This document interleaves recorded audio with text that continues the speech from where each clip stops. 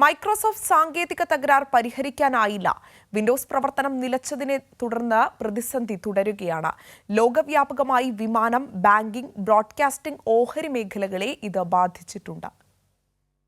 മൈക്രോസോഫ്റ്റിന്റെ സേവനങ്ങൾ തടസ്സപ്പെട്ടത് ആഗോളതലത്തിൽ വൻ പ്രതിസന്ധിയാണ് സൃഷ്ടിച്ചത്.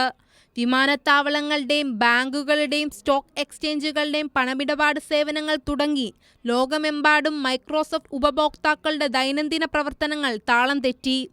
നിരവധി വ്യവസായങ്ങളെ ബാധിച്ച IT തകർച്ചയിൽ വിമാനത്താവളങ്ങളും വിമാന കമ്പനികളും കുടുങ്ങിയതിനാൽ ലോകമെമ്പാടുമുള്ള വിമാനയാത്രക്കാർക്ക് ചെക്ക്-ഇൻ കാലതാമസം, ഫ്ലൈറ്റ് റദ്ദാക്കൽ എന്നിവ നേരിട്ടു. മൈക്രോസോഫ്റ്റിന് സംഭവിച്ച തകരാർ ലോകത്ത് സംഭവിച്ചതിൽ വെച്ച് ഏറ്റവും വലിയ IT സ്തംഭനമാണെന്നാണ് വിലയിരുത്തൽ. വെള്ളിയാഴ്ച പുലർച്ചെ 3:30-നാണ് ക്രൗഡ് സ്ട്രൈക്കുമായി ബന്ധപ്പെട്ട ഫാൽക്കൺ സെൻസറുകളുള്ള വിൻഡോസ് കമ്പ്യൂട്ടറുകൾ നിശ്ചലമായത്.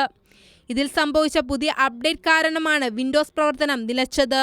ഇതോടെ ലോകവ്യാപകമായി വിമാനത്താവളങ്ങളുടെയും ബാങ്കുകളുടെയും പ്രവർത്തനങ്ങളെ തകരാർ ബാധിക്കുകയായിരുന്നു.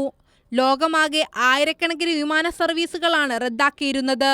അതേസമയം ലോകത്തുള്ള ആകെ മൈക്രോസോഫ്റ്റ് വിൻഡോസ് സിസ്റ്റങ്ങളുടെ കണക്കെടുത്താൽ 1%-ലും താഴെ കമ്പ്യൂട്ടറുകൾക്ക് മാത്രമേ പ്രശ്നം നേരിട്ടുള്ളൂ എന്നാണ് കമ്പനി വിശദീകരണം.